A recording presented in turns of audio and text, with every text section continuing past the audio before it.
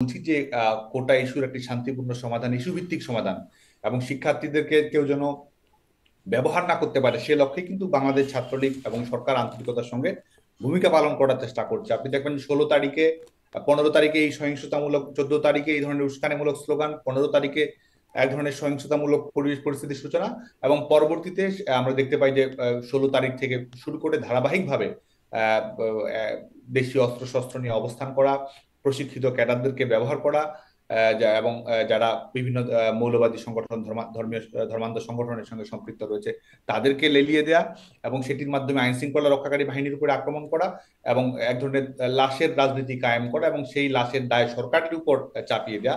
তো বলছে আজকে যারা এই আন্দোলনের সমন্বয়ক তারাই তো প্রকাশ্যে বলছে যে পুলিশ হত্যা না করলে কিংবা আক্রমণাত্মক না হলে, সহিংস না হলে এই আন্দোলন সফল হতো না। তারাই তো বলছে তারা আহ, সহিংসতার ঘটনা তো ঘটিয়েছেই, একই সঙ্গে তারা সশস্ত্র একটি অভ্যুত্থানের তারা প্রস্তুতিও গ্রহণ করছিল। এটি তো আজকে যারা আহ, সরকার গঠন করেছে অবৈধভাবে তারাই বলছে, এটি তাদেরই বক্তব্য। জি, কিন্তু এবং তার এসে যে কোনো অন্যায় অবিচারের বিরুদ্ধে রুখে দেওয়ার যে প্রচেষ্টা তাদের রয়েছে তাদেরকে আমরা সালাম জানাই।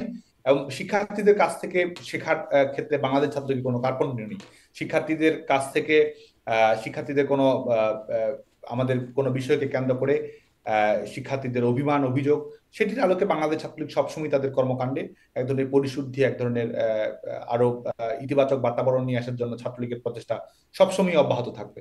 আমরা যেটি নিয়ে সচেতন সেটি হচ্ছে যারা সহিংসতা পরিচালনা করেছে, যারা শিক্ষার্থীদেরকে ব্যবহার করেছে, যারা শিক্ষার্থীদের লাশ ফেলেছে, আমরা দৃঢ়ভাবে বিশ্বাস করি যারা এই ফৌজদারি অপরাধগুলোর সঙ্গে যারা সম্পৃক্ত, এবং যারা পলিটিক্যাল গ্রুপ হিসেবে আওয়ামী লীগ নেতাকর্মীদের উপর, ছাত্রলীগের নেতাকর্মীদের উপর যারা হত্যাযজ্ঞ পরিচালনা করেছে, আইন শৃঙ্খলা রক্ষাকারী বাহিনীর সদস্যদের উপর আক্রমণ করেছে, আমাদের সাম্প্রদায়িক যে সম্প্রীতির পরিবেশ ছিল সেটিকে যারা বিনষ্ট করার চেষ্টা করেছে, এবং শিক্ষার্থীরা তো কোটা সংস্কার চেয়েছে। শিক্ষার্থীদের এই এক ধরনের, শিক্ষার্থীরা সবসময় গণতান্ত্রিক সরকারের উপরই বাংলাদেশ ছাত্র সমাজ বিশ্বাস রেখেছে। শিক্ষার্থীদের ঘাড়ে বন্দুক রেখে আজকে যারা অগণতান্ত্রিক সরকার চাপিয়ে দিয়েছে তাদের বিরুদ্ধে বাংলাদেশ ছাত্রলীগের যে সংগ্রাম সেটি অব্যাহত থাকবে।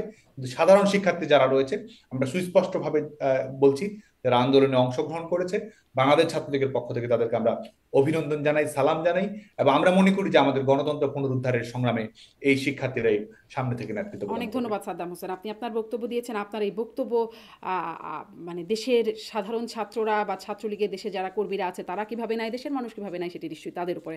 অনেক ধন্যবাদ সাদ্দাম, আপনি অনেকটা সময় দিয়েছেন আমাকে। ধন্যবাদ যুক্ত হওয়ার জন্য। ধন্যবাদ।